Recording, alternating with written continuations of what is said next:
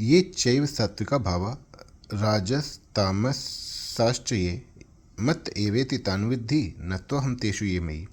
और तो क्या कहूँ, जितने भी सात्विक भाव हैं और जितने भी राजस तथा तामस भाव हैं वे सब मुझसे ही होते हैं, ऐसा उनको समझो, परंतु मैं उनमें और वे मुझ में नहीं हैं। ये चैव सात्विका भावा राजसास्तामसाश्च ये जो सात्विक राजस और तामस भाव गुण पदार्थ और क्रिया हैं वे भी मेरे से ही उत्पन्न होते हैं। इसका तात्पर्य यह हुआ कि सृष्टि मात्र में जो कुछ हो रहा है, मूल में सबका आश्रय, आधार, प्रकाशक भगवान ही हैं, अर्थात सब भगवान से ही सत्ता स्फूर्ति पाते हैं। सात्विक राजस और तामस भाव भगवान से ही होते हैं, इसलिए इनमें जो कुछ विलक्षणता दिखती है वह सब भगवान की ही है। अतः मनुष्य की दृष्टि भगवान की तरफ ही जानी चाहिए, सात्विक आदि भावों की तरफ नहीं। यदि उसकी दृष्टि भगवान की तरफ जाएगी तो वह मुक्त हो जाएगा, और यदि उसकी दृष्टि सात्विक आदि भावों की तरफ जाएगी तो बंध जाएगा। सात्विक राजस और तामस इन भावों के गुण पदार्थ और क्रिया मात्र के अतिरिक्त कोई भाव है ही नहीं। ये सभी भगवत स्वरूप ही हैं। यहाँ शंका होती है कि अगर ये सभी भगवत स्वरूप ही हैं तो हम लोग जो कुछ करें वह सब भगवत स्वरूप ही होगा, फिर ऐसा करना चाहिए और ऐसा नहीं करना चाहिए, यह विधि निषेध कहाँ रहा। इसका समाधान यह है कि मनुष्य मात्र सुख चाहता है, दुख नहीं चाहता।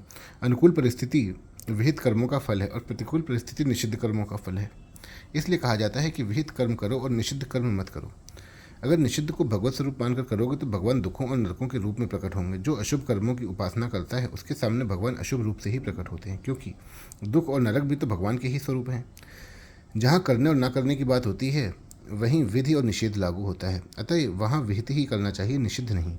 परंतु जहाँ मानने और जानने की बात होती है वहाँ परमात्मा को ही मानना चाहिए और अपने को अथवा संसार को जानना चाहिए। जहाँ मानने की बात है वहाँ परमात्मा को ही मानकर उनके मिलने की उत्कंठा बढ़ानी चाहिए। उनको प्राप्त और प्रसन्न करने के लिए उनकी आज्ञा का पालन करना चाहिए तथा उनकी आज्ञा और सिद्धांतों के विरुद्ध कार्य नहीं करना चाहिए। भगवान की आज्ञा के विरुद्ध कार्य करेंगे तो उनको प्रसन्नता कैसे होगी, और विरुद्ध कार्य करने वाले को उनकी प्राप्ति कैसे होगी। जैसे किसी मनुष्य के मन के विरुद्ध काम करने से वह राजी कैसे होगा और प्रेम से कैसे मिलेगा। जहाँ जानने की बात है जहाँ वहाँ संसार को जानना चाहिए। जो उत्पत्ति विनाशशील है, सदा साथ रहने वाला नहीं है, वह अपना नहीं है और अपने लिए भी नहीं है, ऐसा जानकर उससे संबंध विच्छेद करना चाहिए। उसमें कामना, ममता, आसक्ति नहीं करनी चाहिए। उसका महत्व हृदय से उठा देना चाहिए। इससे सत्य तत्व प्रत्यक्ष हो जाएगा और जानना पूर्ण हो जाएगा।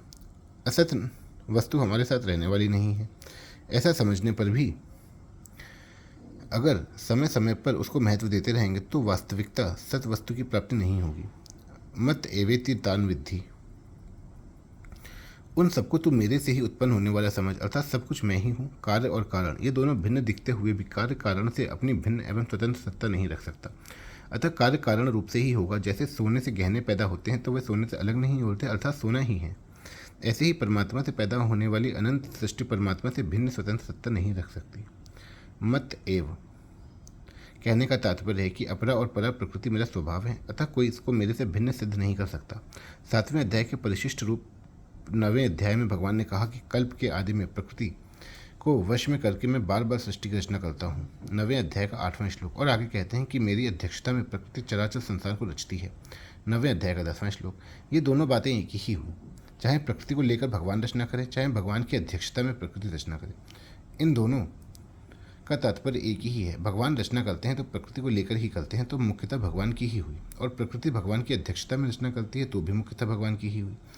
इसी बात को यहाँ कहा कि मैं संपूर्ण जगत का प्रभाव और प्रलय हूँ, और इसका उपसंहार करते हुए कहते हैं कि सात्विक, राजस और तामस ये भाव मेरे से ही होते हैं।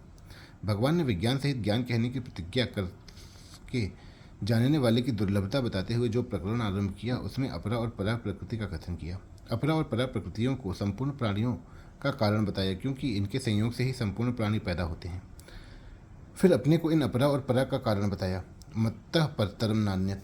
यही बात विभूतियों के वर्णन का उपसंहार करते हुए यहाँ कही कि सात्विक, राजस और तामस भावों को मेरे से ही होने वाला जान, न तो हम तेषु ते मयि, मैं उनमें नहीं हूँ और वो मेरे में नहीं है। तात्पर्य है कि उन गुणों की मेरे सिवाय कोई स्वतंत्र सत्ता नहीं है, अर्थात मैं ही मैं हूँ, मेरे सिवाय और कुछ है ही नहीं।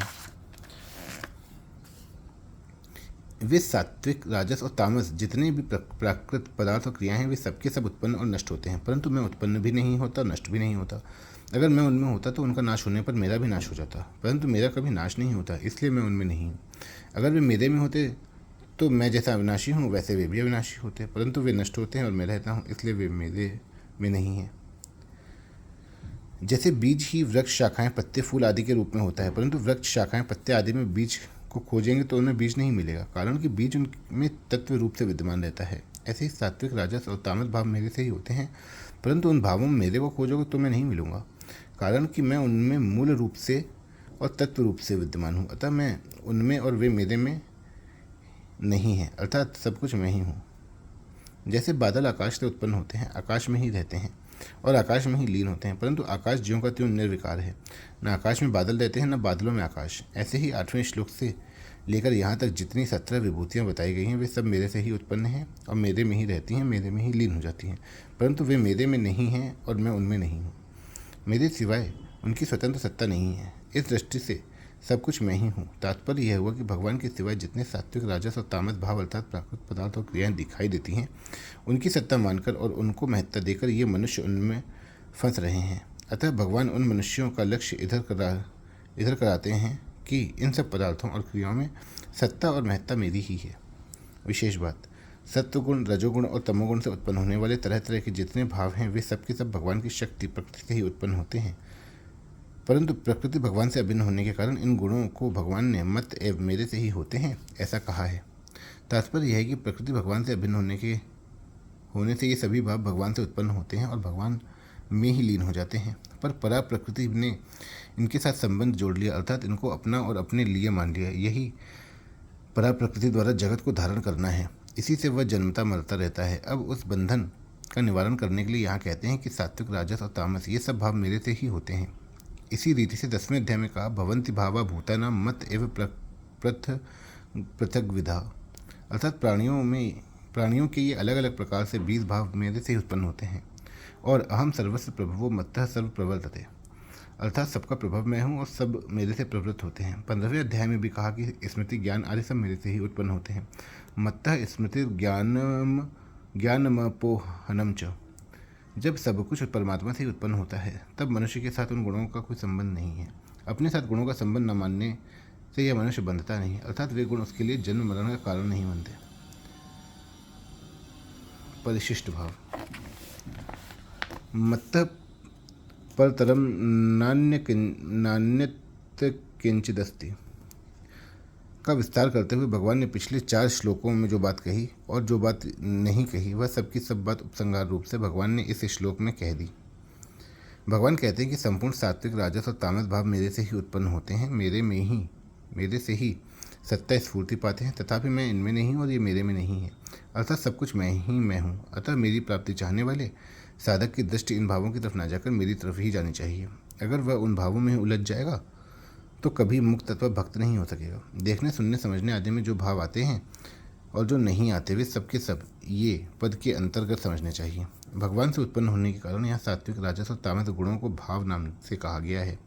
तात्पर्य है कि भगवान भाव सत्ता रूप हैं, अतः उनसे भाव ही उत्पन्न होगा। अभाव कैसे उत्पन्न होगा? भगवान से उत्पन्न होने के कारण सब भाव भगवान के ही स्वरूप हैं। भवन्ति भावा भूतानां मत एव पृथक विधा,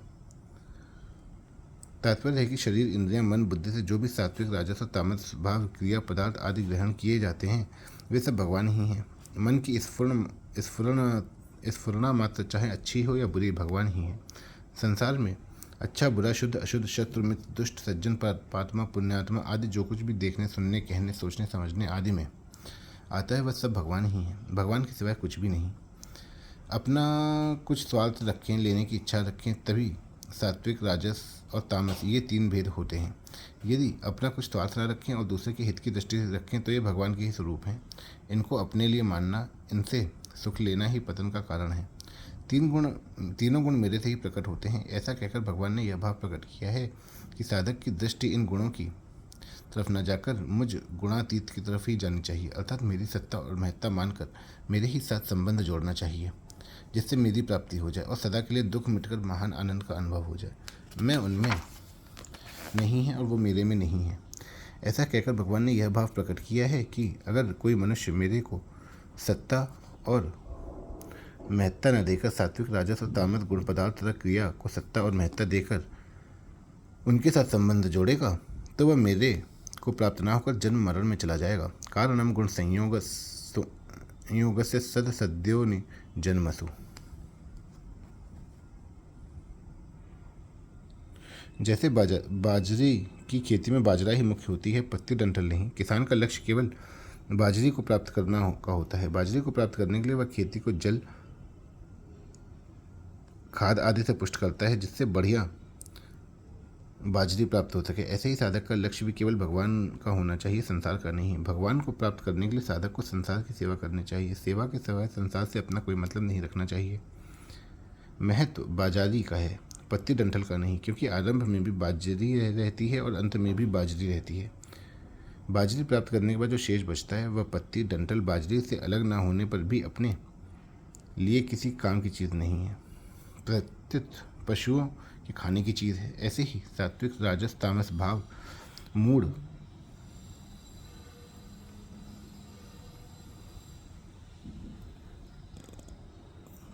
विवेकी मनुष्यों के लिए हैं। ये तीनों ही भाव मनुष्य को बांधने वाले हैं, इसलिए ये भाव भगवान के रूप होते हुए भी स्वयं के लिए नहीं है, प्रत्युत विवेक पूर्वक सांसारिक व्यवहार के लिए हैं। जैसे जहर भी भगवान का रूप है, पूर्वक खाने के लिए नहीं।